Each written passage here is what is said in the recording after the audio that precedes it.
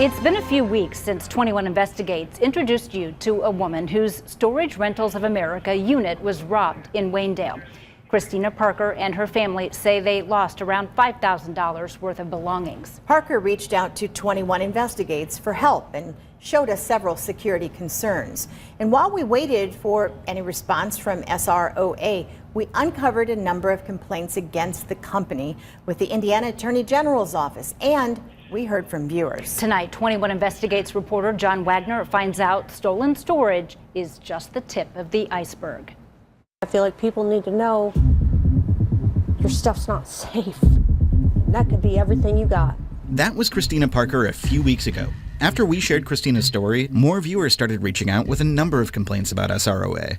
And that includes a widow from New Haven. I'm going, what? That's Robin Blue, and that was her reaction when she found out her priceless items were sold off to the highest bidder. You sold my stuff. Why are you selling my stuff? I'm trying for weeks and weeks and weeks to pay my bill. What is going on with you people? To put it simply, Robin's had a rough few years. I'm not wealthy. My husband died. My life changed dramatically. Robin says after she was widowed, she had some health problems and sold her old house, moving into a mobile home park in New Haven. And while she was downsizing, Robin did what many people do. She took the things that mattered most and put them in a storage unit so that they wouldn't be lost or damaged in the move. I had a family Bible. My great-great-grandfather fought in the Civil War. His father got the original sheepskin deed for the farm I grew up on. My dad had done woodwork, and there was a coffee table that he had made that my son in Indianapolis had expressed interest in. Handmade, of course. Your dad can't make another one, can he? My dad's gone. No, of course not.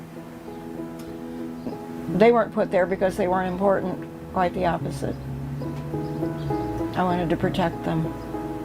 So how did we get to the point where Robin's things were sold off? Unit auctions typically happen when renters stop paying their bill and don't respond to the storage company. Now, Robin says that's what was happening, but in reverse. It was a nightmare. She told me SROA stopped billing her and that she struggled to reach anyone for months. I finally did, as I said, reach this one lady, I guess in customer service, and explained the situation, and she did whatever she did, and she said, well, we've got it straightened out, so call back in, you should be able to pay your bill. It didn't work. Nothing was changed, nothing was corrected. And Robin didn't stop with phone calls. She said she went in person to SROA locations multiple times over a few weeks until she finally found an employee. And that detail is a common thread that comes up later in this report. But back to Robin. I did catch a lady leaving the office during office hours, and I said, hold on, I need to talk to you. She looked up all my information, and at that point she told me, oh, we sold your stuff last week. Nope, we sold it. No regret, no apologies, no I'm sorries, no nothing. Robin asked a question I hadn't found the answer to yet. When customers can't reach the company with phone calls or emails, I mean, how in the devil are you supposed to get a hold of these people? After talking with Robin, I realized the New Haven SROA location wasn't far from her home. I headed that way in hopes of finding some answers, but instead, I found a locked door and no one around. I circled the lot and saw lots of trash, doors to units left wide open, but no employees. A few minutes later, I met a young family trying to reach anyone with the company so they could access their unit. Nobody here. Nobody has been here. Alyssa Bomka had apparently gotten someone from the SROA customer call center on the phone. Hey, don't hang up on me now. Alyssa and Larry Slater recently started renting a unit here, but they told me they had yet to receive a working gate code. So I waited with them as someone at the call center gave them code. Denied, code unknown. After code. Denied, code unknown. Or denied, card expired. Denied, code unknown. Denied, code unknown. This was just one more instance where having someone on site definitely would have come in handy. And when we saw a woman pull in, Alyssa and Larry were hopeful it was a property manager. I've been trying to make a payment myself. Stay here. We're just trying to get in, and there's nobody here. That's Rose Thompson. She told me she goes out of her way to hand deliver the monthly payment for her cousin's storage unit. There's months where I can't even get in at all. There's that common thread I mentioned earlier. Rose says she makes several attempts to pay in person because other methods haven't worked out so well in the past. I've locked it a couple times saying they were going to auction it off. I'm like, no, you ain't. They've threatened to auction the unit off? Yeah. On this day, like many others, though. You showed up here and what'd you find? Nothing. Door's locked. You guys need to get a better system. Get more people in. When Rose left, I noticed Alyssa and Larry had been able to get through the security gate to access their unit, but not because they'd gotten a working gate code. Did you, have to follow somebody in? Yeah, somebody got out. Somebody was leaving, and that's the only way we got in. Did you find anything out on the phone? They told me that someone would be in touch, which has been their answer the whole time. They're always saying, oh, we'll be in touch. Someone will reach out to you. With Storage Rentals of America not answering any of our questions, we reached out to the Indiana Attorney General's office. We were given a vague list of complaints dating back to 2021, and the list cited damaged property, failure to refund, and unsatisfactory performance. So we didn't stop there.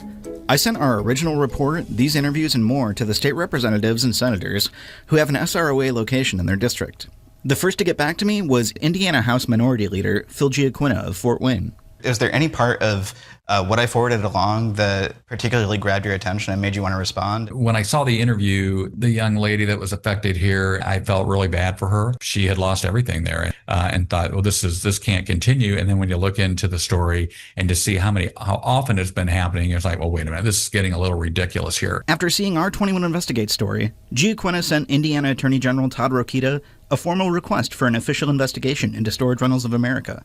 Hopefully, with my letter and with the story that you've been doing, I hope the Attorney General takes my letter seriously and will at least look into it.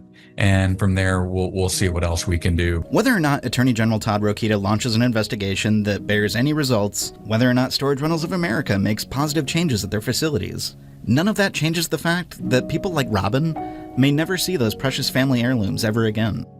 Things that are part of your life and one of a kind, you can't replace. They're gone. All because of some idiots that don't give a damn. And that's very sad. And I just hope it doesn't happen to anyone else.